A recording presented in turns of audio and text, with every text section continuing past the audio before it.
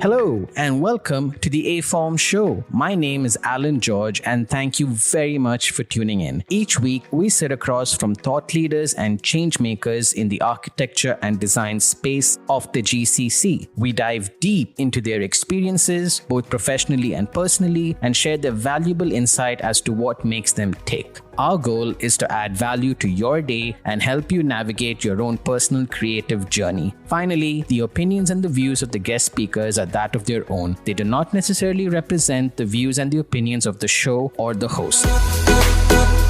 Welcome to the show, everyone. This week, we are joined by Drew Gilbert.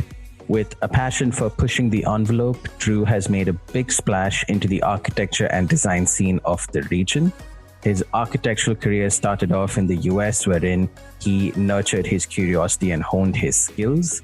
Since then, he has leapfrogged into the Middle East, wherein he has been part of many projects that have gone on to win international awards and receive critical acclaim. These include world acclaimed projects such as the Samara Gardens, which was recently nominated by UNESCO as an archaeological landmark, the Cultural Canyon in Iraq, and the Lifeline Masterplan in Cairo, just to name a few. By the way, the last two projects were also celebrated at the World Architecture Festival last year. But of course, there are many, many more projects that I'm sure we're going to get into today. We are super fired up to have Drew on the show. So without further ado, let's get into it.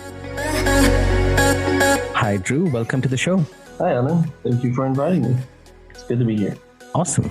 So when we were kind of going through the people that we wanted to have on the show, your name definitely came up because obviously you do have an architectural background, but you also are a futurist, which I think is really interesting, especially in the current climate that we live in with, the pandemic and so on. People are finding it really hard to determine what the future of next week would look like.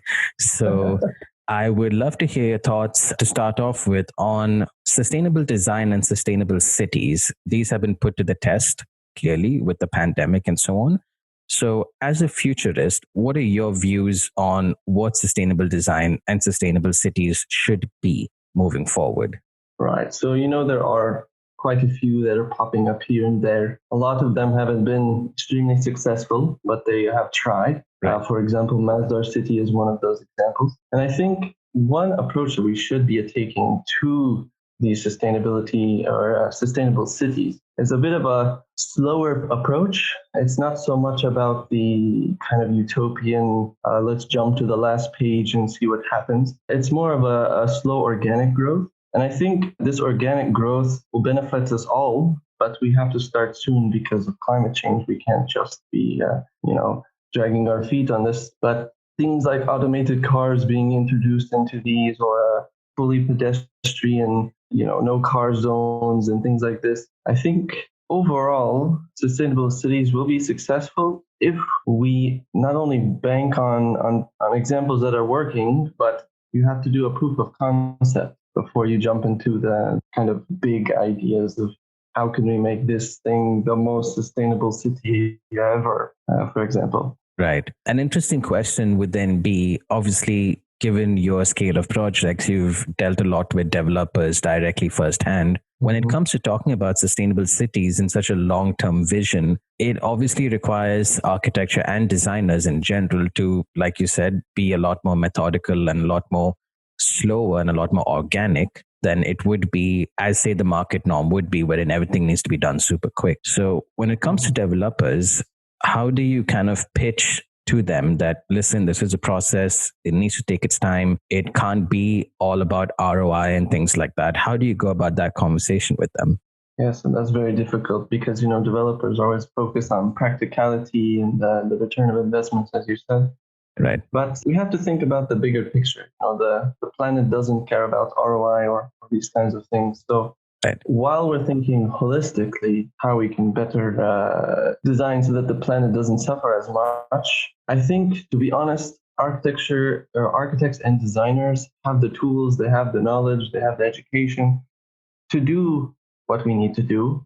But then how do you convince the developer, for example? And This is where the organic slow thing comes in. Maybe you can sneak in an idea. Why don't we do a green roof here? It will reflect solar radiation and you'll have less electricity bills. They might buy into this. Then you'll start seeing more green roofs. And then they will say, so-and-so has a green roof. I can do a green roof as well, for example. So this is where the organic growth comes in. And this is also slowly introducing ideas that they may not have heard of, for example, and educating them. It's not always about money, but you can say you might have a more, how do I say it? Your tower might be more full than the next tower because you cared about their health. You put more greenery nearby or something like this. Right. So it's not just about the direct cost implications. It's about standing out in the market, for example, long-term durability. For example, you can talk about renewable energy. And for example, the tower I live in now, they have solar panels on top of the shopping or the parking garage. Right. And so this is a cost that they put in, but they're going for the long-term goal. Right. And you do see a lot of these kind of small interventions happening, all over the city. Like you said, there are intentful sort of master plans put into place with things like Masdar and sustainable city and so on. To the outside eye, I guess someone outside the region, when they look at a place like Dubai, they kind of still see a lot of architectural design sort of being, pushed out there to almost the bleeding edge of innovation, if you may, wherein everyone's not really afraid to try anything new. But then on the same time, there is a bit of, hesitance when it comes to it. So my next question to you would be, if Dubai as a city is so open to new ideas and so on, why do you think there's a bit of resistance when it comes to pushing towards, the bleeding edge of, say, sustainable architecture and sustainable design? That's a great question. I think there's quite a diversity happening in architecture in Dubai. You have traditionally constructed towers, for example, but then you also have the Burj Khalifa, which pushed concrete to its limits. Right. So it really comes down to, for example, Emar was very ambitious for the Burj Khalifa, and they were successful. But then, where are these opportunities in other places as well? It really comes down to the client, I think. I do a lot of villa design, and even just in villa design, one client could be like, I will let you do anything you want. It's completely up to you. Here's my money, Right. And then you have the other client that says, I know exactly what I want, but I don't know what I want at the same time. And then complicated, and you end up with something, right? So the client has to be educated in sustainability, which is the trickiest part, I think. And once you get them to buy in, it opens many doors. Right. I agree.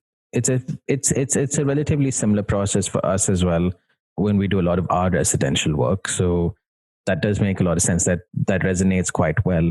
A topic that you brought up earlier was proof of concept, which I'm sure there's a lot of our younger audience listening in who, are probably still really, I want to say, full of life and, they want to do these awesome things with their designs and so on. Probably bordering on a bit of naivete, but, it is what it is.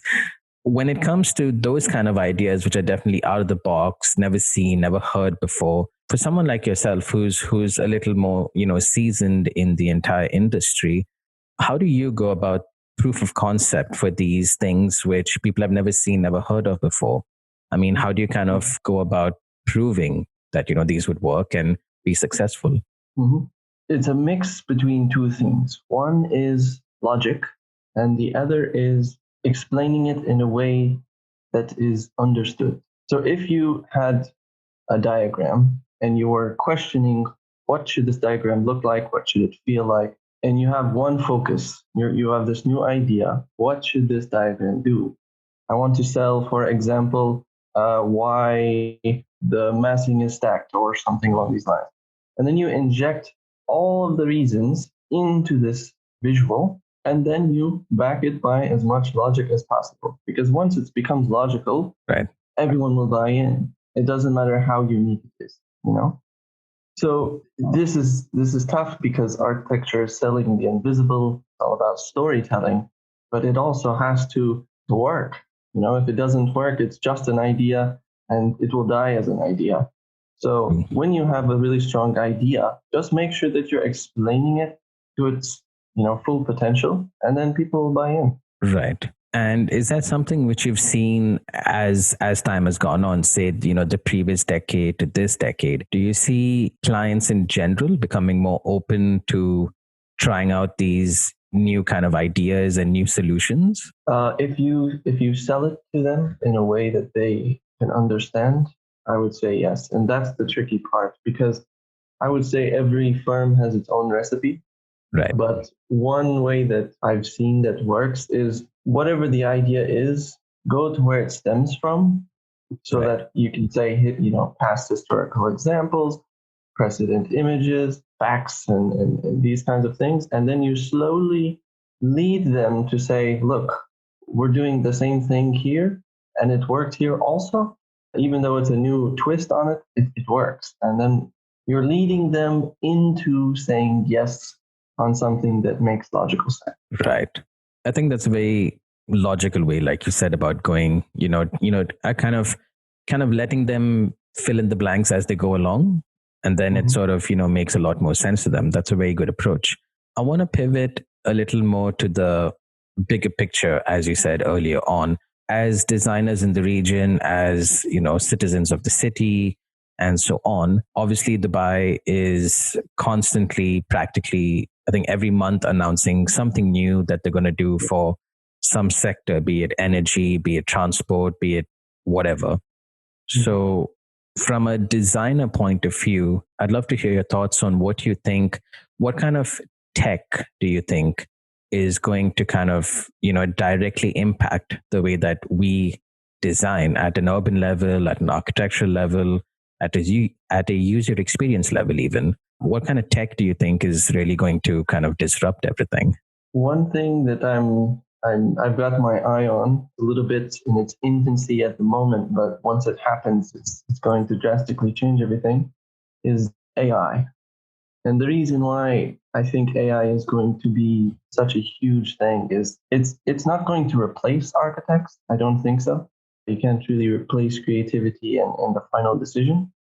But I know that AI will have the capabilities to enhance our way of designing. With our really, really quick deadlines nowadays, you might get 3 options, but you stayed up all night long to get those 3 options. Whereas AI, it could give you 1,000 or even 10,000 massing models, 3D models, all with their own attributes from scales or however you want to visualize the data. And it could say you were focusing on views, you were focusing on natural light, you're focusing on natural ventilation. Here are these however many iterations of massings based on these criteria, and here's how they rank, and here's the top 10. So you can now say, okay, I can now take this as a logical baseline and then build upon that. Right. Because even every architect takes a different approach, but we need to inject facts and logic. This is the best orientation for views based on 10,000 examples, which no human would, want to do that kind of torture. But it will assist us to make better decisions. Right. I guess you can kind of see it at its infancy right now with things, like grasshopper scripts and so on. You can kind of see how AI is really, making things a lot more efficient. I would think so. Do you see AI affecting us as designers in any other way apart from actually, the design part of it? You mean like positively or negatively? Either way is fine. I think it's going to be interesting when the AI is presenting a design aspect to us. How do we then verify it ourselves? Because as architects, we design and then we sell it as humans to other humans. But how do we go and verify something that wasn't done by a human and isn't presented to us maybe in a manner that is easily understood? So this is an interesting idea that we now need to understand something that was done by something else that we now need to deconstruct and make sure that it is what we thought it was going to be. And I think jumping into maybe VR or something and fully experiencing this, if it's a massing model or, for example, a parametric design for a facade to, maximize daylighting, but also mitigate solar radiation at the same time, or something like this. Right. Right. Well, that's fair. That makes sense. I wanted to quickly sort of address, the elephant in the room or the elephant in the world at this point, which is obviously this pandemic, which clearly has. I mean, I guess now we're at a point where we're all kind of living with it to an extent. It's sort of become part of daily life. From a designer point of view, what would your thoughts be on a post-COVID architecture? I mean, would we be focusing, design on things completely different, which we've never done before? Or would it be sort of going back to basics and kind of, capturing those basic things that we probably should be, but are not? Or what are your thoughts? What do you think it's going to look like for the future? Sure. This is always the most interesting topic of the days. Right. But one interesting thing is about our hands and how we tend to touch everything. And we have doorknobs and elevator buttons and all of this stuff that as we're going to work, we have to touch. And it makes you wonder, is the door what we need in COVID times? Or, the door handle itself? Is there some way you can do a foot handle or some other way to open the door? There's also one interesting idea that I've been thinking about lately is how delivery of packages happens. Right. It's when you're in lockdown, you're kind of forced to deliver to your house, whether it be groceries or other items. Right. But how this process works is not really pro-COVID. It's not like, the social distancing. How do you deliver a package with social distancing? It doesn't really work. Right. The packaging itself, the delivery person themselves, you don't know if they have COVID. You don't know if the package you're grabbing from them has COVID.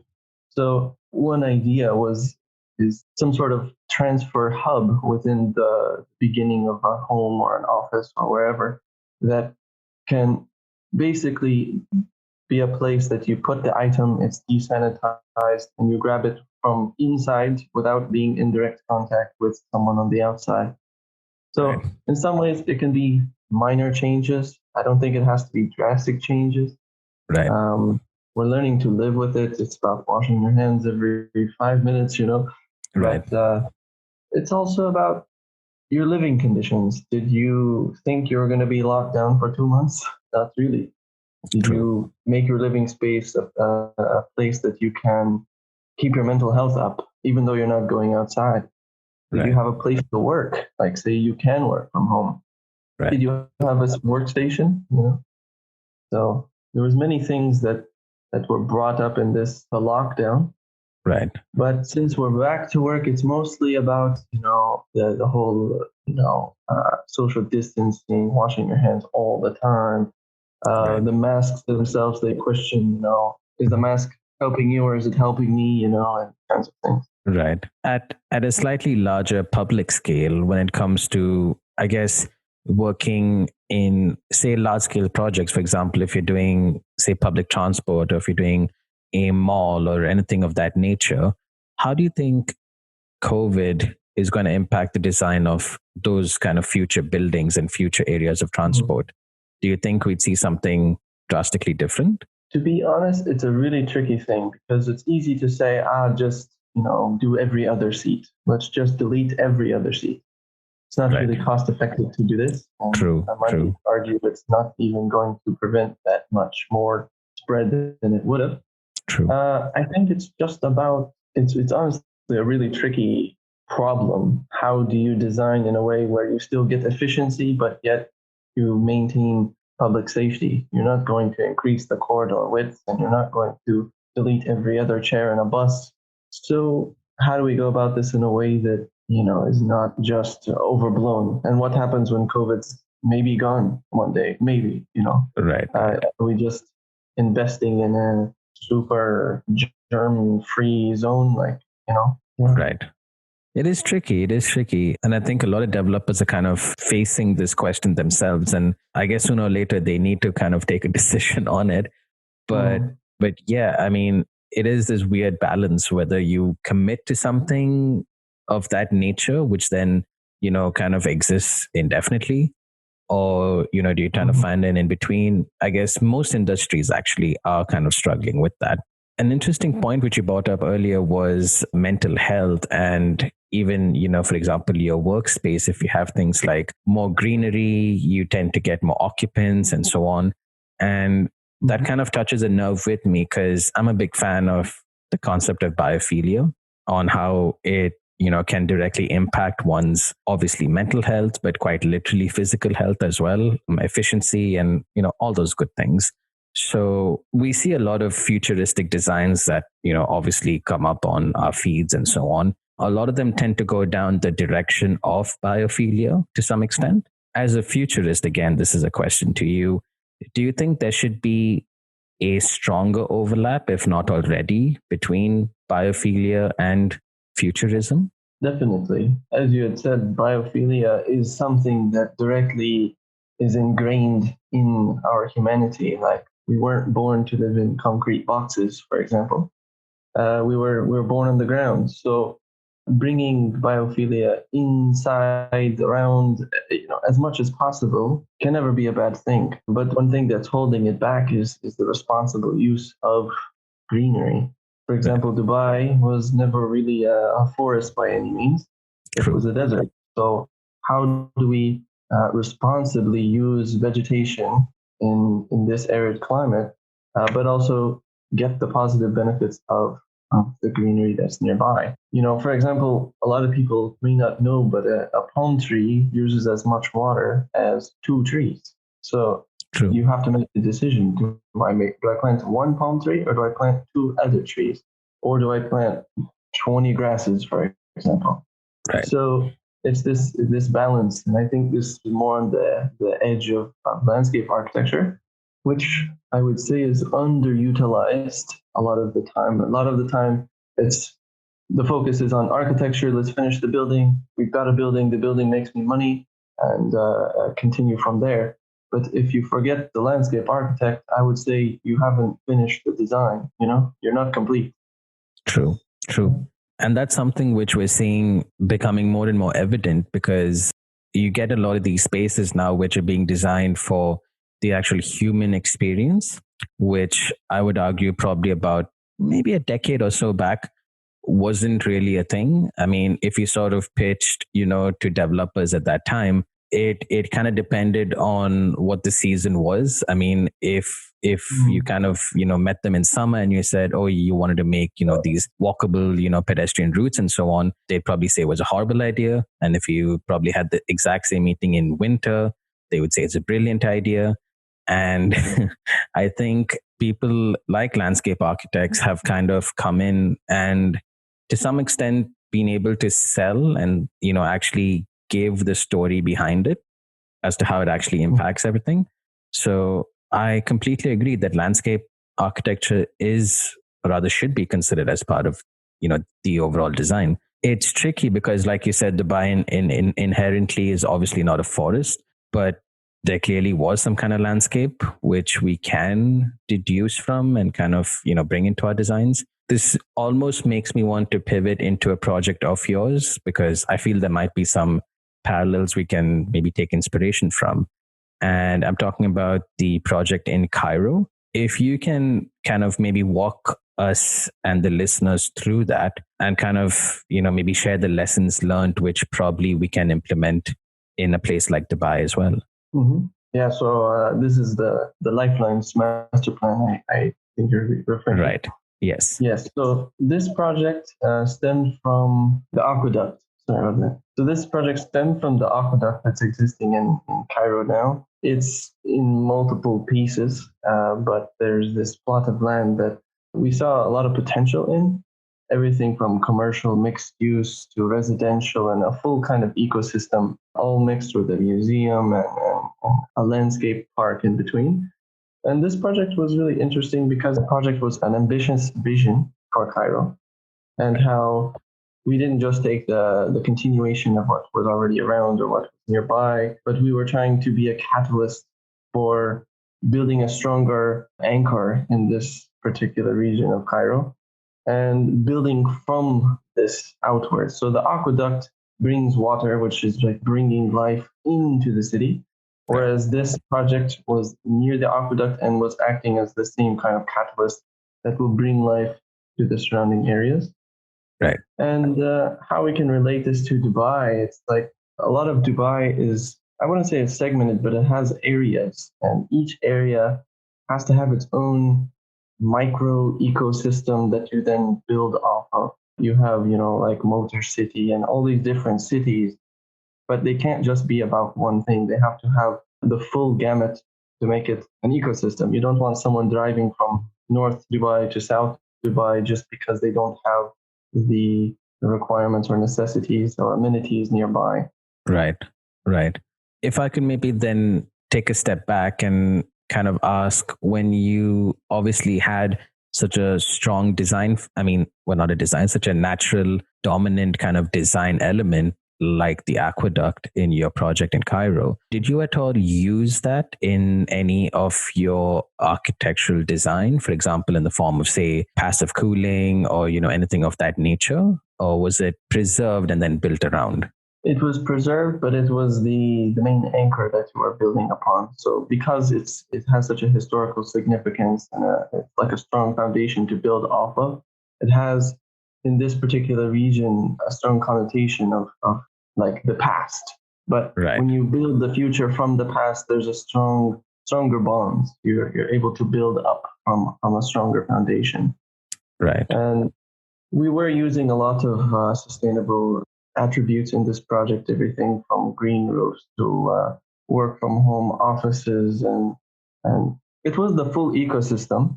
And this was seen a lot more in the deeper diagrams and explanations than the actual perspectives, but it was built to catalyze a progressive growth in Cairo that they can depend on. If that makes sense. Yeah, that makes a lot of sense. And do you, of course, I know you can't share obviously a lot of details with us at this point, but is there something that we're hoping to see in the near future, or is it going to be kind of, phased out? Yeah, I guess I can't talk too much about that, but let's just say it's planned out in a way that will benefit the nearby communities, but also respect the existing aqueduct. Right. Okay. That's fair. Thank you for that answer. Question that I had for you was, if we were to say pivot to our neighbors in Saudi, for example, I'm sure you've heard of the Al Ula district and all the work that's happening there, the kind of projects that are coming up.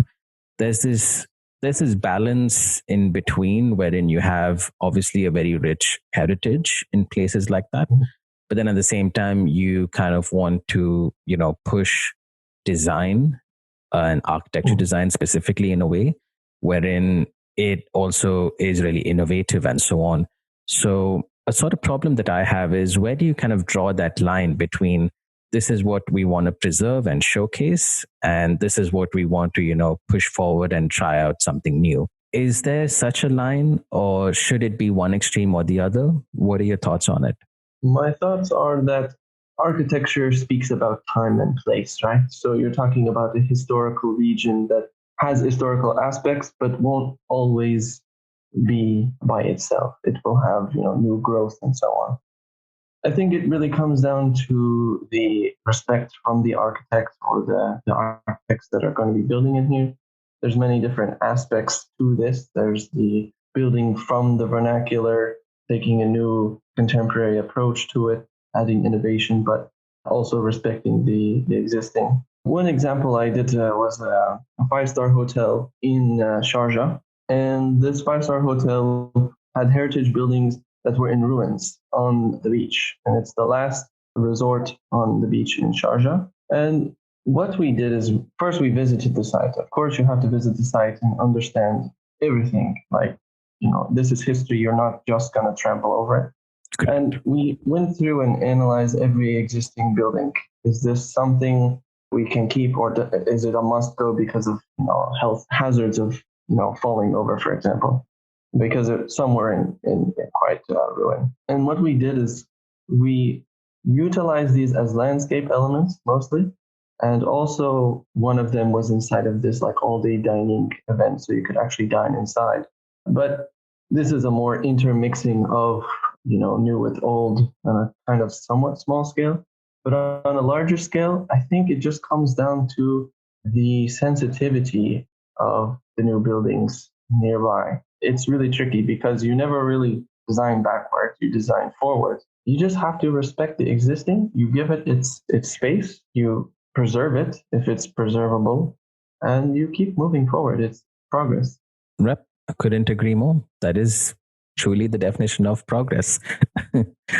If, I mean, now that we're, towards the end of, the episode, a question that I had for you is kind of open ended. So I guess you can take it wherever you want to. It would just be really interesting to kind of, get your 2 cents on this. So the final question is, could you walk us through or tell us about a project or a concept which you have been thinking about of late and would love to possibly go on and explore? I mean, you can assume things like you have an infinite amount of, funds and an awesome develop and, all those stuff, just waiting for you to kind of develop something which you've been thinking about. Do you have anything in mind? Oh, I'm sure there's quite a few. One thing is about kind of not necessarily slowing the growth, but going back to the organic growth, creating like pilot projects that are small enough to be cost effective, but big enough to make an impact that says, it actually does work. Say if you scaled down Masdar City, for example, what are the basic ingredients that you need to make a sustainable city or a sustainable neighborhood, for example? How can one building communicate to the next building? I can give you energy, you can give me heat, like this more integrated approach instead of more individual buildings. That's one idea. Another idea is kind of blurring the lines between community slash public space, private space. For example, we're doing this competition in Sharjah now for a governmental complex. And while the developer said we just want government buildings along the road, we completely twisted this idea and said, why not make it a full ecosystem where you have everything from villas to mixed use commercial, even urban farming. You have workshops and greenhouses and like the full ecosystem, but in a way that you can see how they're all feeding each other, like almost literally feeding each other. So when we go about explaining our idea to the developer, I'm sure they will first say, but where's our government buildings? You'll say they're definitely there, but they're more likely to be sold to so and so. They can live nearby. They're not driving a far distance. Right. They can eat healthy when they're on their lunch break. They have all of this, like a farmer's market, for example. You have all of this local produce. It's almost like you don't necessarily have to drive 1 hour or 2 hour away. You can be part of this ecosystem, and there's also blurring the lines, the transparency between government buildings and the public. That's what we're testing out right now. And a lot of it comes down to explaining the idea of how it works. Because I think when you try to go far, you have to do a lot more explaining. And this is why I think the organic growth and slow growth will help. But we each have to inject something in our designs that takes us further so that eventually it's accepted. It's not a foreign idea. Right. And I think everyone listening to it is probably nodding their head and going, yeah, that sounds awesome. I mean, who wouldn't want to be living and being part of or working in a community like that? I mean, it sounds like that's exactly how it should be. We get a lot of students who tune into the show as well, who are still in university and so on. If any of you need a good research topic, I think you've just got a good direction, or at least 3 to 4 directions, if not at least. And I guess that goes to show how insightful this episode really was. And I, on behalf of obviously the A-Form show, wanted to thank you, Drew, for coming on and sharing your thoughts on a Saturday, which I understand is not the most convenient, but thank you nonetheless for making time for us. Thank you for having me on. It's been great. Right. Just before I let you go, if there's anyone who wants to get in touch with you to kind of possibly collaborate or just get more information, have a conversation, grab a cup of coffee, whatever it may be, what's the best way for people to reach you? Instagram, Facebook, even LinkedIn. There's quite a few ways, actually. But yeah, I'm definitely available, and I love educating. When I was in university a while ago, I was the only academic student for all of the architecture department. So Wow. it was a great pleasure to gather every architecture student who was excited to learn more or dive deep into a certain idea. Right. Well, awesome. Thank you so much. And on that note, guys, we will see you next week. Fellow A-formers, thank you guys for listening. Thank you guys for being part of our journey, and thank you for the immense support we've been receiving for our episodes. It has and continues to be a very bumpy road, but we wouldn't want it any other way. If you enjoyed this episode and it brought you value, please share this episode with anyone who may benefit from it. But of course, if you loved the episode, follow us on Instagram and LinkedIn, send us a little DM, and we may just send you a secret link to a secret episode which we've been working on. Wink, wink, nudge, nudge. See you next time. Keep sketching.